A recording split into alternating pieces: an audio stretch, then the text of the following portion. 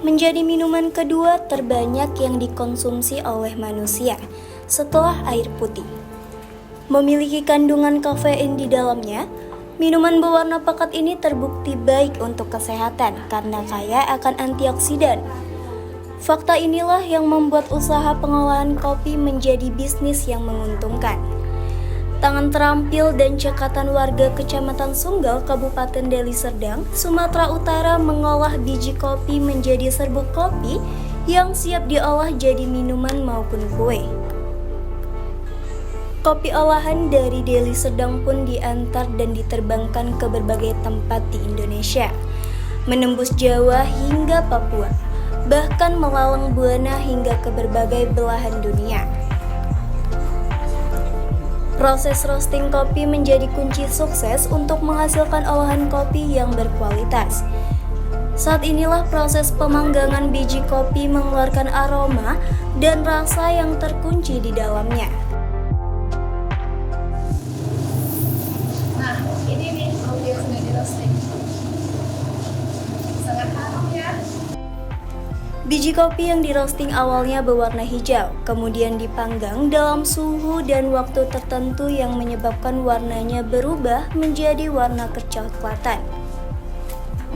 Setiap cangkir kopi memiliki keunikan dan cita rasanya masing-masing. Bukan hanya karena jenis kopi yang digunakan, namun juga karena jenis roasting kopi yang digunakan. Dengan jenis kopi yang sama, jika jenis roasting kopi atau level roasting kopinya berbeda, tentunya akan menghasilkan cita rasa yang berbeda pula. Untuk menghasilkan cita rasa kopi yang nikmat, proses roasting kopi tentunya.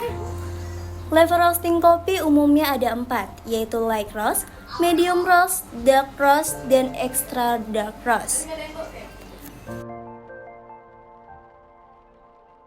Berdasarkan satu ya karena pengalaman di usaha kopi sudah cukup lama. Kedua memang ingin mengapresiasi bahwa masyarakat Indonesia harus minum kopi yang enak dan berkualitas. Kopi yang diproduksi ada beberapa jenis, kopi Arabica khususnya Arabica Gayo, Arabica Lintong, Arabica Mandailing. Kedua ya kopi Robusta, dan ketiga ada kopi luwak liar. Kalau yang dalam negeri ya sekitar Sumatera Utara dan Pekanbaru, Aceh. Kalau ke luar negeri ya ke Korea, ke Cina. Yang paling menentukan kualitasnya sebenarnya diproses di petaninya. Kalau petani prosesnya dengan tahap-tahap yang benar, kualitas kopi akan baik dan bagus aroma rasanya. Roasting terhadap hasil?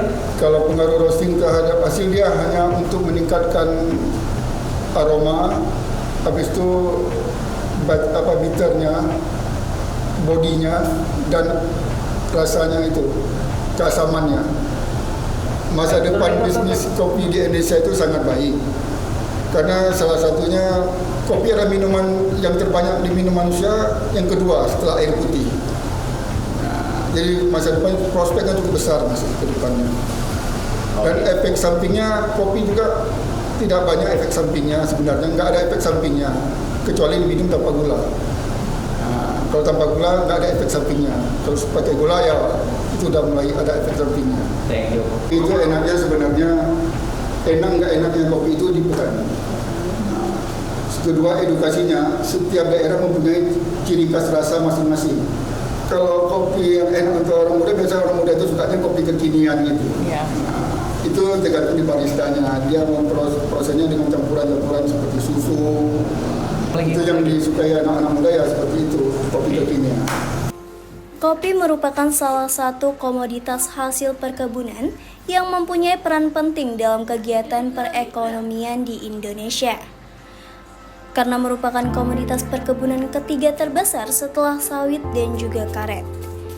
Indonesia juga merupakan produsen kopi terbesar keempat di dunia setelah Brazil, Vietnam, dan Kolombia.